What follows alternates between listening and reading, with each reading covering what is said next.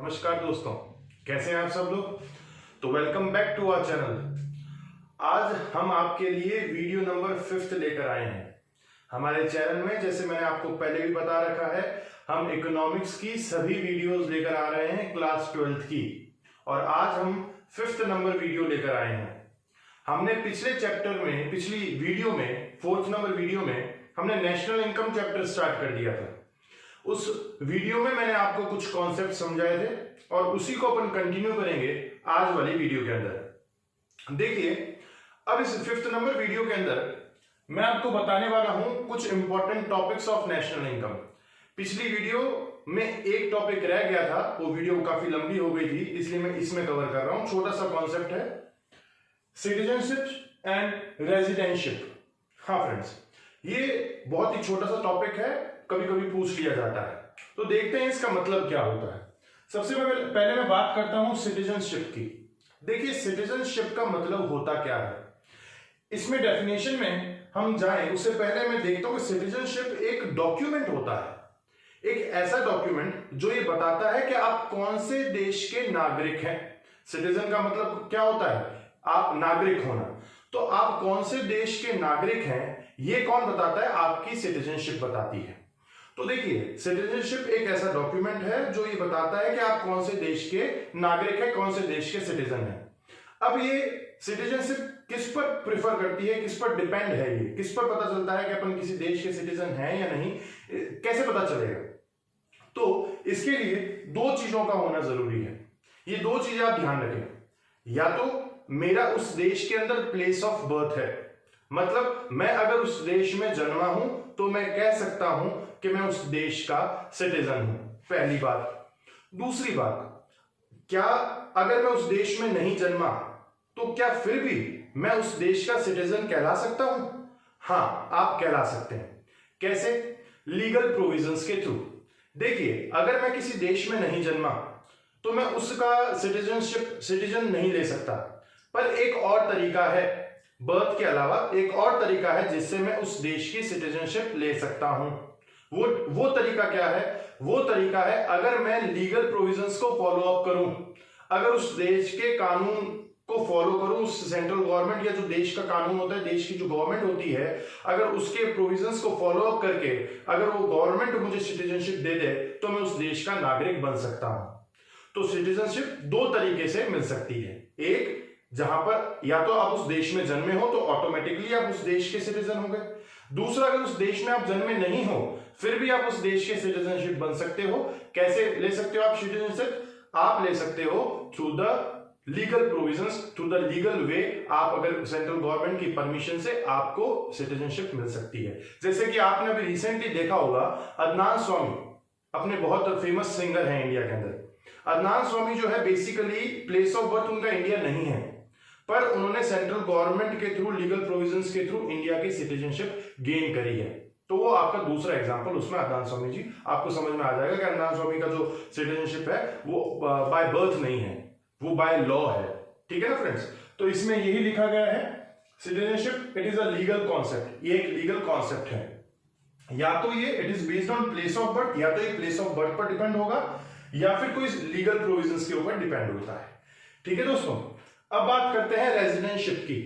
देखो, रेजिडेंशिप का मतलब मैंने पहले भी बता दिया था पिछली वीडियो के अंदर कि रेजिडेंट किसे कहते हैं। रेजिडेंशिप एक ऐसा डॉक्यूमेंट है जो आपके रेजिडेंस को बताती है कि आप किस देश के निवासी हैं, किस देश के रेजिडेंट हैं।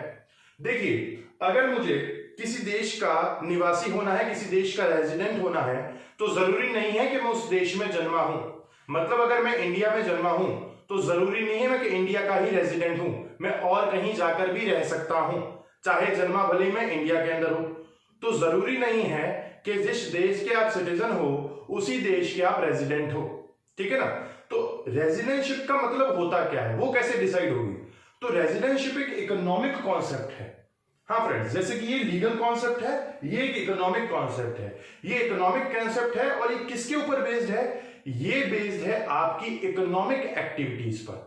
हाँ, कि आप अपनी इकोनॉमिक एक्टिविटीज कहां पर कर रहे हैं उस पर आपकी रेजिडेंशिप का निर्भर रहती है कि कहां के आप रेजिडेंस हो, यह आपकी इकोनॉमिक एक्टिविटीज पर डिपेंड रहती है। मतलब जैसे सपोज करो, मैंने पिछली वीडियो में बताया था कि इकोनॉमिक इंटरेस्ट होना चाहिए नॉर्मल रेजिडेंस के लिए। जैसे सपोज करो कि मैं इंडिया के अंदर हूं, मेरा बर्थ प्लेस है जापान, मैं जापान में बर्थ लिया है, तो मैं सिटीजन किसका हुआ? जापान का। अगर सपोज करो मेरी इकोनॉमिक इंटरेस्ट इंडिया के अंदर है, मैं पिछले 2 सालों से इंडिया में रह रहा हूं, मैं यहां पर ही प्रोडक्शन एक्टिविटीज करता हूं, यहां पर ही पैसा कमाता हूं, यहीं पर ही रह रहा हूं, सब कुछ मेरा काम यहीं पर ही हो रहा है, तो मैं कह सकता हूं कि मैं रेजिडेंस किसका हूं? मैं इंडिया का रेजिडेंट हूं। और मैं सिटीजन किसका हुआ? जापान का। तो जापान का सिटीजन होना एक मेरा प्लेस ऑफ बर्थ पर डिपेंड करता है, और मेरा रेजिडेंस होना किसी देश का मेरी इकोनॉमिक एक्टिविटीज पर डिपेंड करता है। अगर जनरली कोई 1 साल से ज्यादा किसी देश के अंदर रह जाता है और अगर उस देश में उसका इकोनॉमिक इंटरेस्ट होता है तो अपन कह सकते हैं कि वो उस देश का रेजिडेंस है। तो ये छोटा सा कॉन्सेप्ट था सिटीजनशिप और रेजिडेंटशिप के अंदर। तो आइए दोस्तों, अब अपन समझते हैं फैक्टर इनकम और ट्रांसफर इनकम के बीच में डिफरेंस। ये बहुत इंपॉर्टेंट टॉपिक है, बोर्ड्स के अंदर इसका काफी बार क्वेश्चन आ रखा है, तो अच्छे से समझिएगा। अब देखते हैं सबसे पहले फैक्टर इनकम का मतलब क्या होता है। देखिए, फैक्टर इनकम वो इनकम जो फैक्टर्स ऑफ प्रोडक्शन के द्वारा कमाई जाती है। देखिए इसका मतलब क्या होता है, पहले मैं डेफिनेशन बता देता हूं। It refers to income received by factors of production for rendering their factor services. मैंने आपको पहले की वीडियोस में बता रखा है कि हाउस होल्ड सेक्टर जो होता है वो फैक्टर्स ऑफ प्रोडक्शन के ओनर्स होते हैं, और house hold sectors firm sectors को फैक्टर्स ऑफ प्रोडक्शंस आपको हायर कराते हैं, वो उनको किराए पर देते हैं, और फर्म सेक्टर्स वो लेने के बदले में उनको कुछ पेमेंट्स देते हैं। जो हाउस होल्ड ने उनको सर्विसेज दी है फैक्टर्स ऑफ प्रोडक्शन की, उसके बदले में वो उन्हें कुछ पेमेंट देते हैं। वो किस रूप में हो सकता है? लैंड के बदले में वो रेंट दे सकते हैं, वेजेस के लेबर के बदले में वो वेजेस दे सकते हैं, कैपिटल के बदले में वो इंटरेस्ट दे सकते हैं, और एंटरप्राइज के बदले में वो प्रॉफिट दे सकते हैं। मैंने पिछली वीडियोस में बताई थी। देखिए, फैक्टर इनकम का मतलब होता है कि ये वो इनकम होती है जो फैक्टर्स ऑफ प्रोडक्शन रिसीव करते हैं। कैसे रिसीव करते हैं, क्यों रिसीव करते हैं? उनकी फैक्टर सर्विसेज के बदले में। जो आपने फैक्टर सर्विसेज दी, लैंड दिया, आपने वेजेस दी, आपने लेबर दी, आपने कैपिटल दिया, उसके बदले में जो आपको उन सर्विसेज के बदले में जो आपको इनकम रिसीव होती है रेंट के रूप में, वेजेस के रूप में, इंटरेस्ट के रूप में, उसको अपन फैक्टर इनकम कहते हैं। तो factor income factors of production या आपके फैक्टर सर्विसेज को देने के बदले में जो पेमेंट आता है, जो इनकम आती है, उसे फैक्टर इनकम कहते हैं। सीधी सादी भाषा में अगर मैं आपको समझाऊं तो ये जो मेहनत करके कमाई जाती इनकम होती है, जो मेहनत करके कमाने जिसे कहते हैं, उसे फैक्टर इनकम कहते हैं। ये कमाई जाती है, मेहनत करके कमाई जाती है, उसे फैक्टर इनकम कहा जाता है। दूसरी तरफ अगर मैं ट्रांसफर इनकम की बात करूं तो ट्रांसफर इनकम की डेफिनेशन है, it refers to income received without rendering any productive service in return.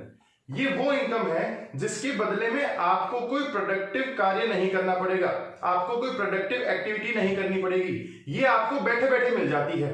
इसके बदले में आपको कुछ करने की जरूरत नहीं है, ना इसको कमाने की जरूरत है। जैसे सपोज करो मेरा भाई जापान के अंदर है और मैं इंडिया के अंदर हूं, वो भाई मुझे 50,000 रुपए महीना भेज दिया या 50,000 रुपए का मुझे गिफ्ट भेज दिया, तो मैंने इसके लिए कुछ किया? कुछ नहीं किया। भाई ने मुझे 50,000 रुपए का गिफ्ट भेज दिया, तो ये मेरे लिए क्या है? ये मेरे लिए ट्रांसफर इनकम है। ट्रांसफर इनकम वो इनकम होती है जिसके बदले में आपको कुछ नहीं करना पड़ता, ना आपको कोई प्रोडक्टिव एक्टिविटी करनी पड़ती है, वो आपको ऐसे ही मिल जाती है इन वन वे। जैसे कि स्कॉलरशिप, जैसे कि पेंशन, ये कुछ ऐसी चीजें हैं जो ट्रांसफर इनकम के अंदर आती हैं। देखिए, जो कमाई गई इनकम होती है वो फैक्टर इनकम होती है, और जो कमाई नहीं जाती, अपने आप ही मिल जाती है, वो ट्रांसफर इनकम होती है। तो नेशनल इनकम के अंदर फैक्टर इनकम इंक्लूड होती है। देखिए, जो कमाओगे ना वही नेशनल इनकम के अंदर इंक्लूड होगा। अभी आगे अपन नेशनल इनकम के प्रैक्टिकल्स में आएंगे, उसमें आपको ये पता चलेगा कौन सा क्लासिफाई करना है, कैसे क्लासिफाई करना है। आपको भी ये ध्यान रखना है कि फैक्टर इनकम नेशनल इनकम के अंदर इंक्लूड होता है और ट्रांसफर इनकम कभी भी नेशनल इनकम के अंदर इंक्लूड नहीं होगा। भैया बैठे बैठे फोगट में मिल गई ना, तो वो नेशनल इनकम के अंदर इंक्लूड नहीं होगा। ठीक है, थर्ड पॉइंट देखें, it is a earning concept, और ये बोलता है it is a receipt concept. It is a earning concept. Earning concept का मतलब ये कमाई जाती है, ये मिलती नहीं है बैठे बैठे, इसके लिए मेहनत करनी पड़ती है फैक्टर इनकम के लिए। दूसरी तरफ ट्रांसफर इनकम में मैंने बताया it is a receipt concept, ये मिलने वाला कॉन्सेप्ट है, इसमें आपको कोई कमाने की जरूरत नहीं है, इसलिए it is a receipt concept. चौथा, it is received by factors of production. ये किसको मिलती है भैया? फैक्टर्स ऑफ प्रोडक्शन को मिलती है। आप लैंड दोगे तो लैंड के बदले में रेंट मिलेगा, आप कैपिटल दोगे तो कैपिटल के बदले में इंटरेस्ट मिलेगा, आप लेबर दोगे तो लेबर के बदले में वेजेस मिलेंगे। तो ये फैक्टर्स ऑफ प्रोडक्शन के द्वारा रिसीव की जाती है। और ट्रांसफर इनकम किसके द्वारा रिसीव की जाती है? हाउस होल्ड के द्वारा भी रिसीव की जा सकती है और गवर्नमेंट के द्वारा भी रिसीव की जा सकती है। हाउस होल्ड के द्वारा कैसे रिसीव की जाती है? जैसे मेरे भाई ने 50,000 रुपए भेज दिए तो वो मेरी हाउस होल्ड द्वारा रिसीव हो गई। गवर्नमेंट भी रिसीव करती है ट्रांसफर इनकम, कैसे? टैक्सेस के रूप में। टैक्स के रूप में वो गवर्नमेंट आपकी ट्रांसफर इनकम एक टैक्स का एग्जांपल है, टैक्स भी एक एग्जांपल है ट्रांसफर इनकम का। तो मेन मोटा मुद्दा आपको यहां पर क्या समझना है कि भाई फैक्टर इनकम वो इनकम होती है जो कमाई जाती है, फैक्टर्स ऑफ प्रोडक्शन द्वारा रिसीव की जाती है, और ट्रांसफर इनकम वो इनकम होती है जो आपकी कमाई जाती, ये आपको मिल जाती है without doing any productive activity. ठीक है, एग्जांपल्स देख लेते हैं। फैक्टर इनकम के रेंट, वेजेस, इंटरेस्ट, प्रॉफिट मैंने आपको बताई है फैक्टर्स ऑफ प्रोडक्शन के बदले में जो मिलता है। Transfer income old age pensions, gift हो गया, आपका स्कॉलरशिप हो गई, आपका कोई अनएम्प्लॉयड अलाउंसेस जो देते हैं वो हो गया, ये सब कुछ जो है आपकी ट्रांसफर इनकम के अंदर आता है। तो ये कॉन्सेप्ट हुआ फैक्टर इनकम और ट्रांसफर इनकम का। तो गाइस अब हम देखेंगे हमारा next topic, final goods and intermediate goods. ये भी बहुत इंपॉर्टेंट टॉपिक है, इस पर क्वेश्चन काफी बार बोर्ड्स के अंदर आया है। तो देखिए क्या है, ये देखते हैं। Final goods, those goods which are used either for consumption or for investment। देखिए फाइनल गुड्स का मतलब क्या होता है? कोई भी ऐसा गुड्स जो मैंने परचेज किया है दो चीजों के लिए, एक या तो मैं उसे कंजप्शन करने के लिए, कंज्यूम करने के लिए खरीद रहा हूं, या वो मेरा इन्वेस्टमेंट पर्पस के लिए खरीदा गया है। अगर मैं कंजप्शन और इन्वेस्टमेंट के लिए कोई गुड्स परचेज करता हूं तो मैं ये कह सकता हूं कि वो गुड्स मेरा फाइनल गुड्स है। जैसे सपोज करिए मैंने ये मार्कर खरीदा, और ये मार्कर किस लिए खरीदा? ताकि मैं बोर्ड पर लिख सकूं, मेरा काम निकल सके, तो ये मेरे लिए फाइनल गुड्स है, मैं इसका कंजप्शन कर रहा हूं। मैंने एक बिस्किट पैकेट खरीदा, किस लिए खरीदा? ताकि मैं वो बिस्किट को कंज्यूम कर सकूं, ये मेरा एक फाइनल गुड्स है। मैंने सपोज करो एक फर्नीचर की दुकान थी, फर्नीचर की दुकान के अंदर मैंने एक एसी लगा दिया, ठीक है। एसी किस लिए लगाया? एसी मेरा एक इन्वेस्टमेंट था, तो ये मेरा इन्वेस्टमेंट फाइनल गुड्स है। तो फाइनल गुड्स कौन से गुड्स होते हैं? फाइनल गुड्स वो गुड्स होते हैं जो या तो आपके कंजप्शन के लिए काम आते हैं या फिर वो इन्वेस्टमेंट पर्पस के लिए काम आते हैं। जैसे सपोज करो कि स्कूल्स होती हैं, स्कूल्स ने टेबल और चेयर्स परचेज करी, किस लिए परचेज करी? ताकि उनके स्टूडेंट्स वहां पर बैठ सकें। तो उस जो चेयर्स और टेबल्स उन्होंने परचेज करी वो उनका इन्वेस्टमेंट है, तो वो भी उनका फाइनल गुड्स के अंदर आएगा। Clear friends? दूसरी तरफ इंटरमीडिएट गुड्स का मतलब क्या होता है? देखिए इंटरमीडिएट गुड्स का मतलब those goods which are used either for the resale, या तो वो रीसेल के लिए हो, और for further production in the same year. देखिए इंटरमीडिएट के लिए दो बातें ध्यान में रखनी है। ऐसा कोई भी गुड्स जो किस लिए परचेज किया गया है, या तो वो रीसेल पर्पस के लिए परचेज किया गया है, मतलब आपने जो खरीदा है वो रीसेल पर्पस के लिए खरीदा है, या फिर दूसरा वो फर्दर प्रोडक्शन में काम आने के लिए खरीदा गया है। जैसे सपोज करो मैं ये मार्कर खरीदता हूं, किस लिए खरीदता हूं? आपको बेचने के लिए, तो ये मैंने मार्कर रीसेल पर्पस के लिए खरीदा है, तो ये मार्कर मेरा इंटरमीडिएट गुड्स हो गया।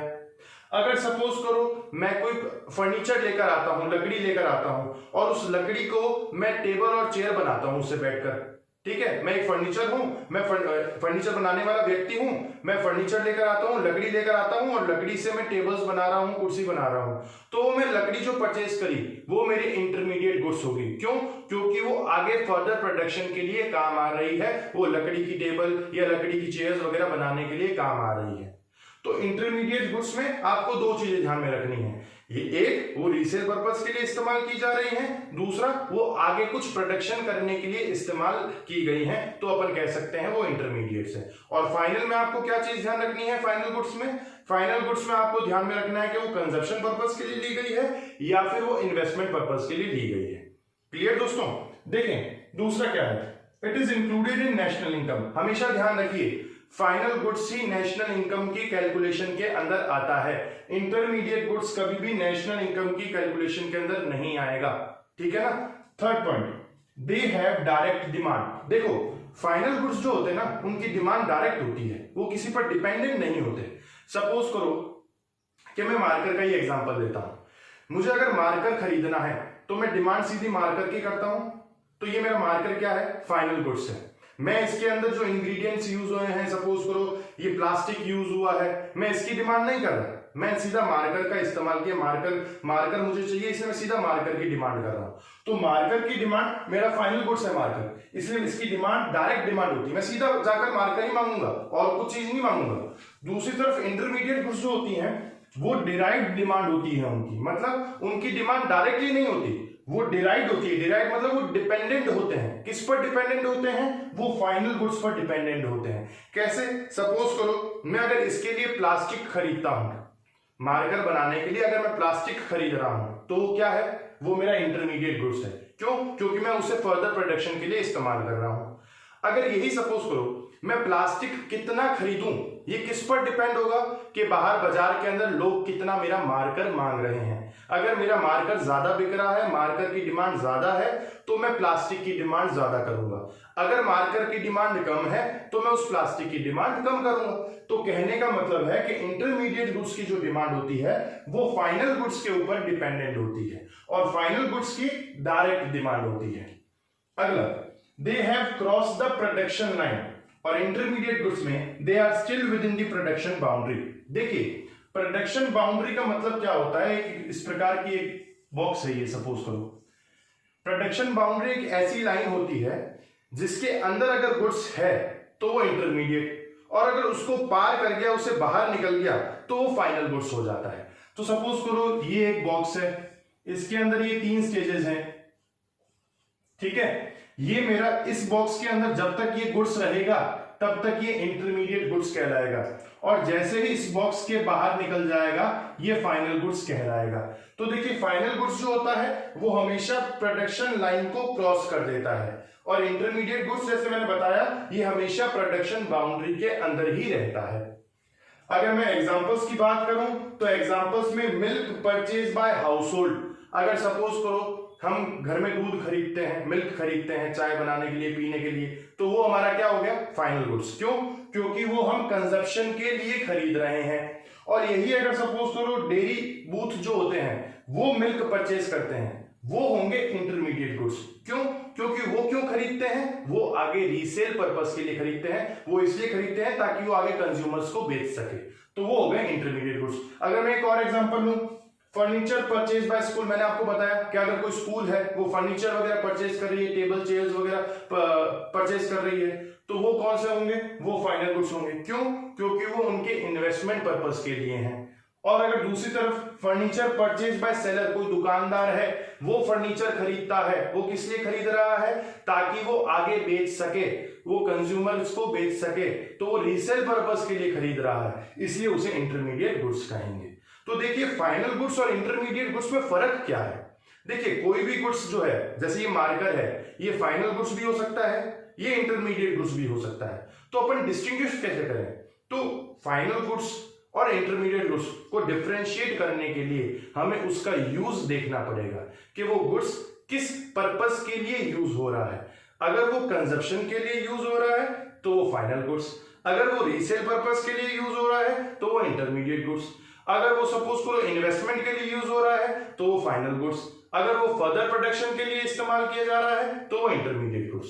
तो कोई भी गुड्स को, चाहे वो फाइनल हो या इंटरमीडिएट, अगर इनको डिफरेंशिएट करना है तो हमें उसका एंड यूज देखना पड़ेगा। हमें ये देखना पड़ेगा कि वो गुड्स किस इस्तेमाल किया जा रहा है, किस में वो इस्तेमाल किया जा रहा है। जब हम ये देख लेंगे कि वो किसके लिए इस्तेमाल किया जा रहा है तो अपन डिफरेंशिएट आसानी से कर सकेंगे कि वो फाइनल गुड्स है या इंटरमीडिएट गुड्स। तो गाइज ये आज की वीडियोस बहुत इंपॉर्टेंट टॉपिक कवर करती हैं। मैं उम्मीद करता हूं कि आपको ये समझ में आया होगा। देखिए इंपॉर्टेंट टॉपिक्स हैं, अच्छे से पढ़िएगा। क्लास 12 के लिए बहुत ही इंपॉर्टेंट चैप्टर ये कंटेन करते हैं। इसके लिए काफी नंबर्स होते हैं, काफी नंबर्स इस टॉपिक में से, इस जो चैप्टर है नेशनल इनकम, इसमें काफी नंबर्स के क्वेश्चन आते हैं। तो मैं उम्मीद करता हूं कि आप अच्छे से इसको कर रहे हैं। Stay tuned for more videos. Thank you.